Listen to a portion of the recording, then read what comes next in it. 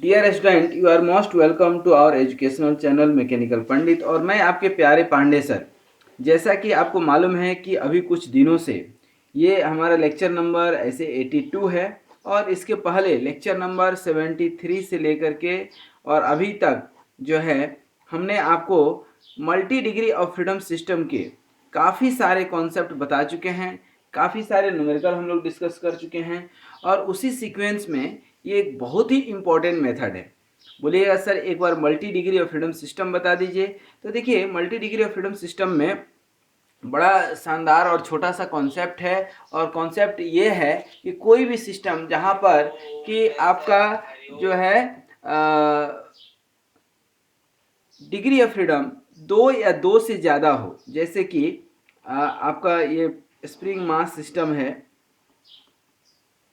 और ये एक मास है आपका m1, ये आपका मास है m2। ये 2 डिग्री फ्रीडम सिस्टम हो गया, और इसी में एक मास आप m3 जोड़ दीजिए, तो ये क्या हो जाएगा 3 डिग्री ऑफ फ्रीडम सिस्टम। अब इस 3 डिग्री फ्रीडम सिस्टम में ये spring stiffness K1, K2, K3, और इसका जो है डिस्प्लेसमेंट क्या हो गया x3, ये क्या हो गया x2, और ये क्या हो गया x1। ये क्या हो गया आपका जो है multi degree of freedom system. तो बेसिकली इसका इक्वेशन निकालने हम बताए थे, ठीक है ना, कि कैसे इक्वेशन निकालते थे। और इक्वेशन के साथ साथ ही काफ़ी सारा कॉन्सेप्ट भी बताए थे, कि जो है चाहे वो मैट्रिक्स मेथड हो, मैट्रिक्स इटरेशन मेथड बताए थे आपको, ठीक है ना। और साथ में ही जो है आपको मैट्रिक्स इटरेशन मेथड के बाद आपको हम बताए थे eigen values and eigen vectors भी हम बता दिए हैं, ठीक ना। और किस तरह से इस तीनों जो है इक्वेशन निकालते हैं ये हमने बताया था कि 3 मास सिस्टम है, तो ये इक्वेशन है आपका। ये इक्वेशन बहुत ही इम्पोर्टेंट है, आपको हमने पहले भी बताया है कि इक्वेशन डेवलप करते आपको आना चाहिए। और जितना भी कॉन्सेप्ट हमने बताए हैं सभी में कहीं ना कहीं जो है हमने वो किए हैं क्या, इक्वेशन सॉल्व करके आपको बताए हैं, ठीक है ना। ऐसा ब्लाइंडली जो है हम आगे नहीं बढ़े हैं, ध्यान रखिएगा, ब्लाइंडली हम आगे नहीं बढ़े हैं। तो अब सवाल ये है कि ये इक्वेशन डेवलप करना सीख गए, तो अब इस तरह के जितने भी इक्वेशन हैं मैट्रिक्स मेथड से या जनरल मेथड लगा करके आप इसको सॉल्व कर सकते हैं। क्योंकि मल्टी डिग्री ऑफ फ्रीडम में हमने सिंपल सा कॉन्सेप्ट बताया था कि जितना नंबर ऑफ मास होगा, जितने नंबर ऑफ मास होंगे उतना ही डिग्री ऑफ फ्रीडम होगा, और जितना डिग्री ऑफ फ्रीडम होगा उतना ही इक्वेशन ऑफ मोशन बनेगा, और जितना इक्वेशन ऑफ मोशन बनेगा या जितना डिग्री ऑफ फ्रीडम होगा या जितना नंबर ऑफ मास होगा, ठीक उतना ही नेचुरल फ्रीक्वेंसी निकलेगा, उतना ही मोड शेप निकलेगा। अच्छा, मोड शेप थोड़ा सा टफ तो पार्ट है, लेकिन eigen values and eigen vector के हेल्प से हमने आपको बताया था कि कैसे निकालते हैं। अब डंकर्लिज मेथड जो है क्यों यहाँ पर इम्पोर्टेंट है, प्रश्न ये है कि डंकर्ली मेथड यहाँ पर क्यों इम्पोर्टेंट है, ठीक है। तो बेसिकली डंकर्लीज मेथड जो है यूज होता है स्ट्रक्चर का जो है नेचुरल फ्रीक्वेंसी फाइंड आउट करने में। जनरली स्प्रिंग और मास सिस्टम का जो फ्रीक्वेंसी है, मास और स्प्रिंग सिस्टम का जो आपका फ्रीक्वेंसी है, उसमें तो हम लोग देख चुके हैं कि कैसे निकालते हैं, बहुत सारा method. Dunkerley's method basically is being used for the structure. क्या लिख सकते हैं, डंकर्ली method is used to find natural frequency of structure। अब बोलिए सर स्ट्रक्चर क्या है, स्ट्रक्चर कैसे निकालेंगे, तो ये बहुत ही आसान है। बेसिकली इसमें भी हम देखें कि स्ट्रक्चर में सबसे ज़्यादा ट्रांसवर्स वाइब्रेशन होता है। कौन सा, ट्रांसवर्स वाइब्रेशन। अब ट्रांसवर्स वाइब्रेशन क्या है, तो अब देखिए ये जो है आपका कोई सिंपली सपोर्टेड बीम है, स्ट्रक्चर का या रेलवे ब्रिज का, ठीक है ना। ये सिंपली सपोर्टेड बीम हो सकता है, या आप यदि कहें तो ये कोई मशीन का इस साइड और इस साइड बियरिंग है, ये शाफ्ट है, शाफ्ट के ऊपर जो है कई सारे लोड लगे हैं, या जो है आपका रोटर फिक्स है, ठीक है ना। तो सपोज कीजिए कि रोटर जो फिक्स है इसके ऊपर कोई लोड लग रहा है F1, इसके ऊपर कोई लोड लग रहा है F2, इसके ऊपर लोड लग रहा है क्या, F3। अब ये अलग अलग लोड के चलते क्या होगा, अलग अलग फ्रीक्वेंसी होंगे, ठीक है ना। और ये हम मान करके चलते थे कि load of the system is uniformly distributed.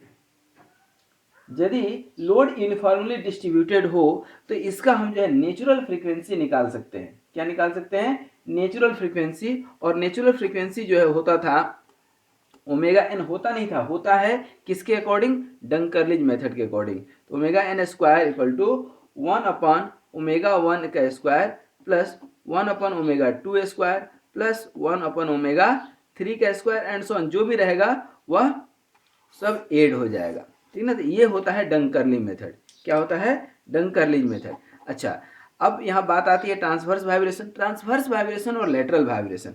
Lateral vibration क्या होता है? जब एक्सिस के अलोंग होता है, मान लीजिए ये एक्सिस है, ये एक्सिस के अलोंग यदि वाइब्रेशन हो रहा है, ठीक है ना, ऐसे ऐसे, जैसे कोई रस्सी है उसको आप खींचेंगे, ठीक है ना, तो लीनियर भी होगा और लेटरल भी होगा, ऊपर ऊपर, जैसे ये है, ठीक है ना, तो ये आप ऐसे खींचेंगे तो ये भी ऐसे भी होगा और ऊपर नीचे भी होगा, ठीक है ना। तो जैसे रस्सी है आपका, ये यहाँ पर रस्सी है, तो इस साइड भी टेंशन होगा, वाइब्रेट होगा, और ऊपर नीचे भी होगा। तो ये वाला जो वाइब्रेशन है इसी को हम लोग बोलते हैं ट्रांसवर्स वाइब्रेशन। ये vibration perpendicular to the axis. ठीक है, अब आइए थोड़ा सा इसको हम लोग समझें। ये हमारा डंकर्लिज जो है प्रिंसिपल है।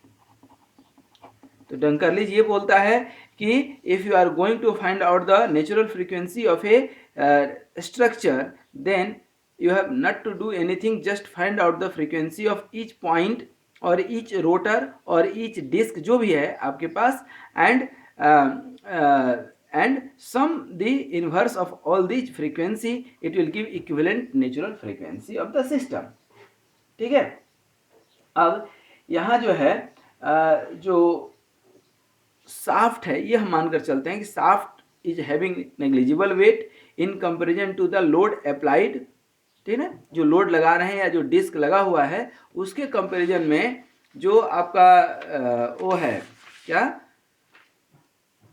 शाफ्ट का वेट है, वह क्या है? नेग्लिजिबल है। ये हम मान करके चले थे। ठीक है, अब इसको थोड़ा सा हम सॉल्व करने की कोशिश करें। जो हमारा ये है क्या, यहाँ पर बना देते हैं तो और अच्छा होगा। मान लीजिए कि ये आपका कोई सिंपली सपोर्टेड बीम है, ठीक है, और ये तीन जो लोड लग रहा है, ये P है, ये क्या है 2P है, और ये क्या है 3P है। अब देखिए इसका जो फ्रीक्वेंसी निकालेंगे तो एक फ्रीक्वेंसी तो हम बचपन से आपको पढ़ाते आ रहे हैं, बचपन मतलब जब से शुरू किए थे, omega equal to square root G by delta. और डेल्टा क्या होता था आपका? डिफ्लेक्शन। तो ये जब आपका जब लोड लगाएंगे तो देयर विल बी डिफ्लेक्शन, यहाँ से कुछ डिफ्लेक्शन होगा कि नहीं? तो ये जो है ये इसका क्या हो जाएगा डिफ्लेक्शन? डेल्टा 1, इसका डिफ्लेक्शन डेल्टा 2, और ये डेल्टा 3। तो इस तरह से आप निकाल सकते हैं कि नहीं, बशर्ते कि डिफ्लेक्शन मालूम हो। और डिफ्लेक्शन कहाँ से मालूम चलेगा? स्ट्रेंथ ऑफ मटेरियल में हमने डिफ्लेक्शन ऑफ द बीम पढ़ाया है, तो वहाँ से डिफ्लेक्शन आपको निकालते आना चाहिए। अभी हम फिलहाल इक्वेशन भी लिख देंगे। ठीक है, तो ये जो है कोई बीम है, ठीक है ना, ये आपका ए है और ये पार्ट बी है, ये आपका सी है, ये डी है, ये ई है। ठीक है, और एक सिंपल इक्वेशन जो है आप पढ़े होंगे, कैसे निकालते थे कि कोई ये बीम है, ठीक है, और यदि कोई ये लोड लग रहा है, मान लीजिए ये पी लोड लग रहा है, ये आपका सिंपली सपोर्टेड ही बीम है। ठीक है, ये डिस्टेंस कितना हो गया आपका ए, ये डिस्टेंस मान लीजिए कितना हो गया आपका बी, ठीक ना, और ये रिएक्शन आर ए और ये नॉर्मल रिएक्शन आर बी। तो क्या फॉर्मूला निकालते थे आप? क्या निकालते थे? R A plus R B equal to P, एक इक्वेशन बनता था, याद होगा आपको। उसके बाद ये जो है वर्टिकल फोर्स, उसके बाद मोमेंट अबाउट ए निकाल दीजिए, तो क्या होगा? R B into total length कितना है एल, टोटल लेंथ कितना है यहाँ से यहाँ तक एल, तो आर बी इंटू एल और इक्वल टू पी इंटू ए। तो आर बी इक्वल टू कितना हो गया? पी ए बाई एल, एक निकल गया, और आर ए जब आप निकालेंगे आर ए तो यही हो जाएगा आपका पी बी अपन एल, ये दूसरा निकल गया। तो अब यहाँ पर डिफ्लेक्शन ऑफ द बीम का इक्वेशन क्या होता था, ठीक ना। तो deflection of the beam at distance x from the left and यदि आप निकालते हैं, कोई एक डिस्टेंस x मान लेते हैं, जो हम लोग स्ट्रेंथ ऑफ मटेरियल में माना करते थे, हम बाद में x का वैल्यू a और b रख लेंगे। तो फ्रॉम द लेफ्ट साइड यहाँ पर मान लीजिए कि क्या है, x है, ठीक है। तो अब इसका इक्वेशन क्या होता था, E I D square Y upon D X square, ठीक ना। और ये E I D square Y upon D X square equal to क्या होगा, आर ए इंटू एक्स। तो आर ए मतलब P B upon L into X, R A into X, और plus अब ये कोई डिस्टेंस x माने हैं तो ये क्या हो जाएगा, p इंटू एक्स माइनस ए। कोई डिस्टेंस हम माने हैं x, अब x इक्वल टू बाद में a रख लीजिए या जो भी रखना है आप रख सकते हैं, ठीक है। तो ये इक्वेशन जो है ध्यान दीजिएगा, बार बार मैं बता रहा हूँ कि अपने ही जो चैनल है आपका मैकेनिकल पंडित, इसमें ही जाएंगे तो आपका एक प्लेलिस्ट होगा स्ट्रेंथ ऑफ मटेरियल का, उसमें डिफ्लेक्शन ऑफ बीम के अंदर ये सारे इक्वेशन आपको मिल जाएंगे, ठीक है।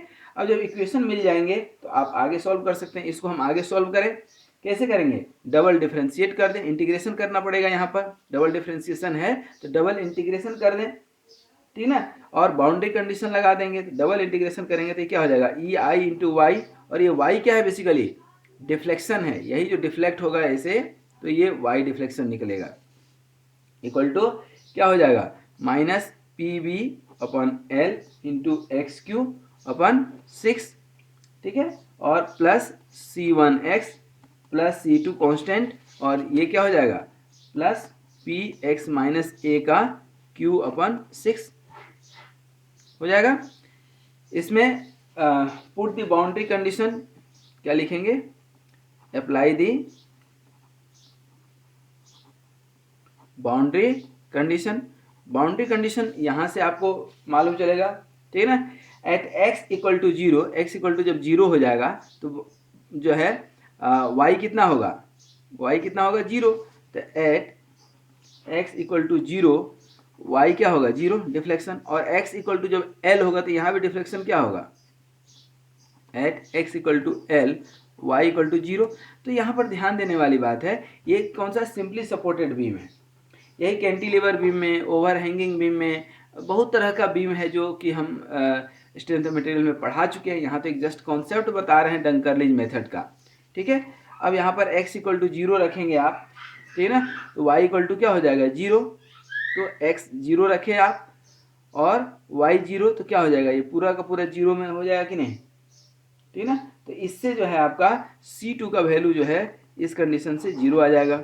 जब x इक्वल टू एल रखेंगे, C2 जीरो आ चुका है, तो C1 का वैल्यू निकल करके आएगा, ठीक है ना। और यहाँ से आपको C1 का वैल्यू जो निकल करके आएगा, ठीक है ना, y इक्वल टू जीरो हो जाएगा। ध्यान दीजिए ये इक्वेशन आपके सामने है, तो यहाँ पर C1 का वैल्यू जो आएगा, ये C1 का वैल्यू आएगा P B L upon 6 minus P into L minus A का क्यू अपन 6, एक्स की जगह पे एल लिया है, तो C1 का वैल्यू आएगा।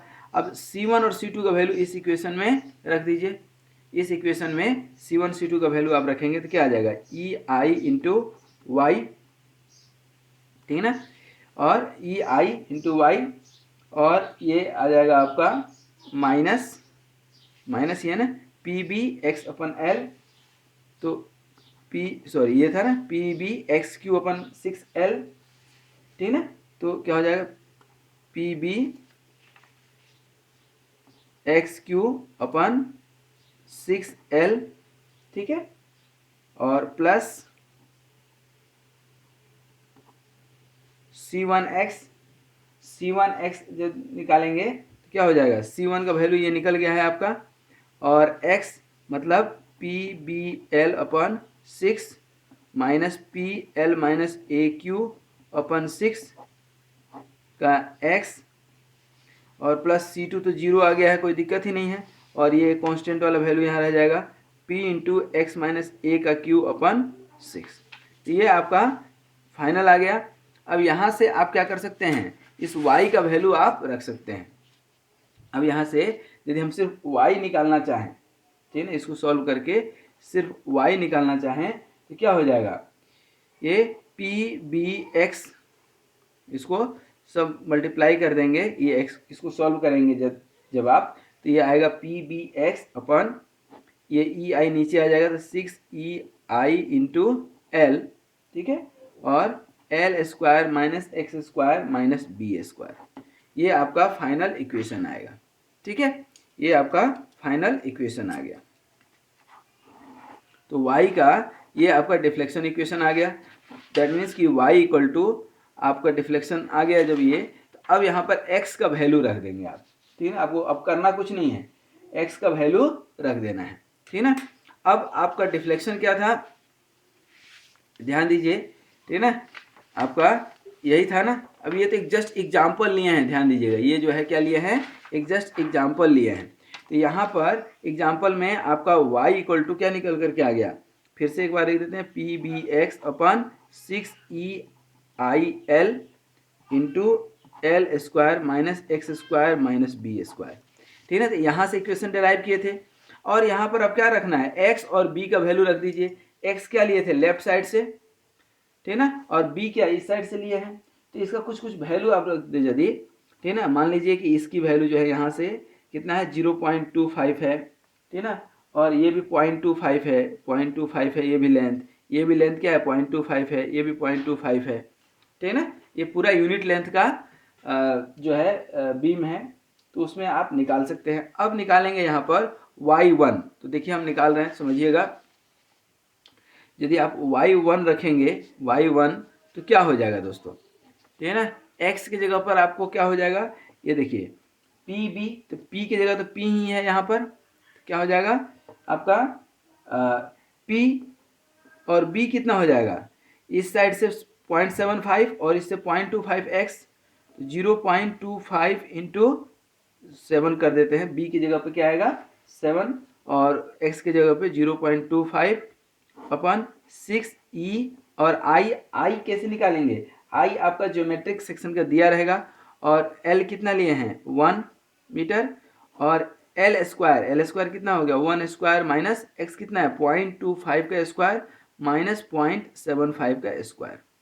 ठीक है ना, इससे आप निकालेंगे y1, ठीक है ना। यहाँ से y1 आपका निकल करके आ जाएगा 0.011 इंटू पी अपन EI, ठीक है ना। उसी तरह से y2 निकालेंगे। y2 निकालने के लिए आपके पास इक्वेशन तो यही है। y2 के लिए आपको क्या रखना है, l equal to 1, x equal to कितना हो जाएगा, यहाँ से दूसरे के लिए 0.5, और इधर भी 0.5, और b भी हो जाएगा 0.5, और p हो जाएगा 2p, ठीक है ना। तो यहाँ से आप y2 निकालेंगे, ठीक है ना, तो ये y2 आपका आ जाएगा 0.08 p अपन EI, ठीक है।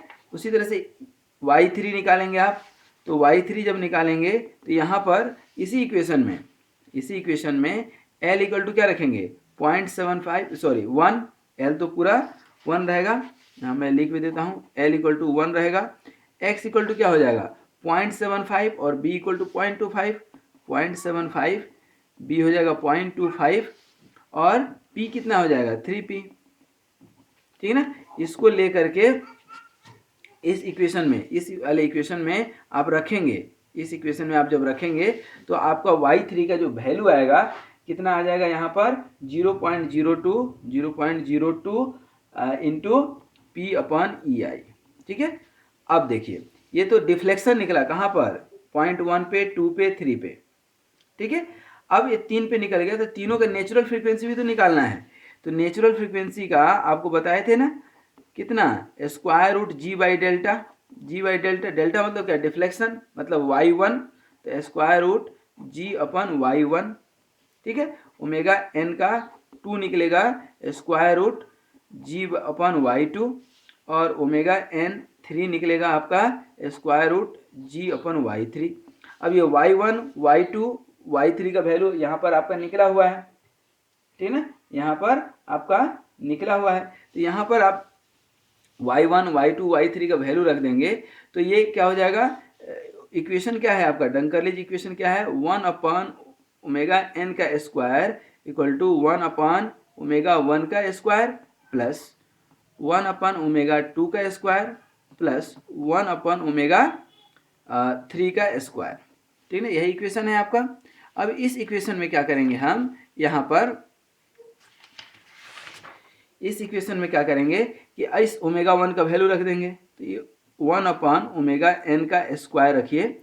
ओमेगा 1 का स्क्वायर कितना है, जी अपन y1 हो जाएगा, मतलब ये नीचे है तो y1 अपन जी हो जाएगा, y1 अपन जी प्लस यहाँ पे y2 अपन जी, यहाँ y3 अपन जी हो जाएगा कि नहीं। कुल मिलाकर के 1 अपन ओमेगा 1 का स्क्वायर पे लिखेंगे आप, ये 1 अपन जी कॉमन जाएगा, y1 plus y2 plus y3 हो जाएगा कि नहीं। यहाँ पर आपके सामने ही लिख रहे हैं 1 अपन ओमेगा n का स्क्वायर, नीचे ही स्क्वायर रखिए, और ये 1 अपन जी। y1 का वैल्यू कितना निकला है देखिए, अब आपके सामने 0.011 p अपन ई आई, 0.011 p अपन ई आई, तो 0.11 p अपन ई आई प्लस y2 का वैल्यू कितना निकला है, y2 का 0.08 p अपन ई आई, और प्लस y3 का वैल्यू कितना निकला है 0.02, तो 0.02 p अपन ई आई। ठीक है, अब यहाँ पर इसको सम कर दीजिए, सबका एलसीएम लेकर के यहाँ पर, और सब में ई आई थे, एलसीएम कितना आएगा, ई आई ही आएगा। ठीक है, और यहाँ पर ओमेगा एन निकालेंगे आप, डायरेक्ट हम निकाल देते हैं ओमेगा एन स्क्वायर, तो क्या हो जाएगा ऊपर में जी ई आई और 0.11 प्लस 0.08 प्लस 0.02, ये निकालेंगे तो कितना आ जाएगा, आप निकाल करके देखेंगे इसको, तो ये आ जाएगा 0.1184 आ जाएगा, 0.11, या ये 1 और ये 8 9 है, तो 8 to 10 और 1, ठीक है ना, 8 to 10 और 1 11, ठीक है ना, और ये 2 1 आ जाएगा और p आ जाएगा।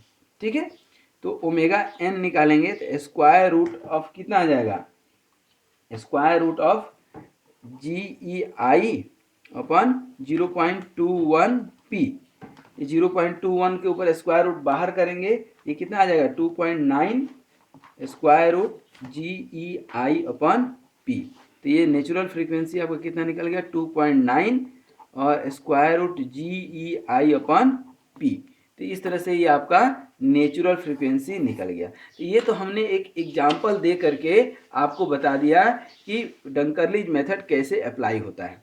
तो दोस्तों, जब भी ट्रांसवर्स वाइब्रेशन निकालना हो, ट्रांसवर्स वाइब्रेशन में ही डंकर्ली मेथड यूज होता है, और इस डंकर्लिज मेथड के हेल्प से किसी भी बीम का जो है आप वाइब्रेशन निकाल सकते हैं, नेचुरल फ्रीक्वेंसी निकाल सकते हैं। कैसे निकाल सकते हैं ये हमने आपको बता दिया। तो आई होप देख लीजिए, आपके सामने है ये डंकर्लिज मेथड। इस मेथड को मैं बार बार बोल रहा हूँ, याद रखना है, ठीक है ना, बहुत इंपॉर्टेंट है। आपको करना क्या है, डिफ्लेक्शन सभी जगह का निकाल लेना है। डिफ्लेक्शन कैसे निकालना है, आपके पास फार्मूला है, ठीक है ना, यहाँ का नेचुरल फ्रीक्वेंसी निकालने के लिए ओमेगा 1 ओमेगा 2 ओमेगा 3 हर पॉइंट का चाहिए, और इस नेचुरल फ्रीक्वेंसी का फार्मूला क्या होता है, omega equal to omega natural क्या होता है जी अपॉन डेल्टा, मतलब डिफ्लेक्शन। अब डिफ्लेक्शन के लिए हमारे पास सिर्फ और सिर्फ फार्मूला है डिफ्लेक्शन ऑफ बीम से स्ट्रेंथ ऑफ मटेरियल में, तो ये आपके सामने है, ये हमने एक सॉल्व करके आपको बता दिया एग्जाम्पल के तौर पे। तो ये आपका डिफ्लेक्शन ऑफ द शाफ्ट या डिफ्लेक्शन ऑफ द बीम निकल करके आ गया, और ये डिफ्लेक्शन ऑफ द बीम निकाल लिया आप।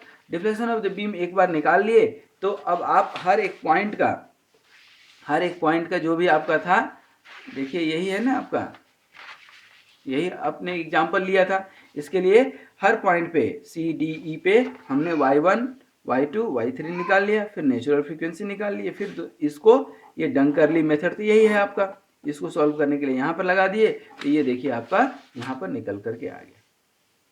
ठीक है, तो आई थिंक ये आप डंकर्ली मेथड समझ गए, और डंकर्ली मेथड से आप निकाल सकते हैं। Dunkerley method is very important in all aspects. तो thank you very much for watching this video, and be very happy, healthy, and keep smiling, and along with all that keep sharing such kind of video with your classmate, keep promoting this channel because it is very important for examination point of view. Either it is university exam or either it is university exam or competitive examination. To build your concept, I always use detailed derivation to develop your concept. Once again, thank you very much for watching this video, and remember this equation. Thank you very much.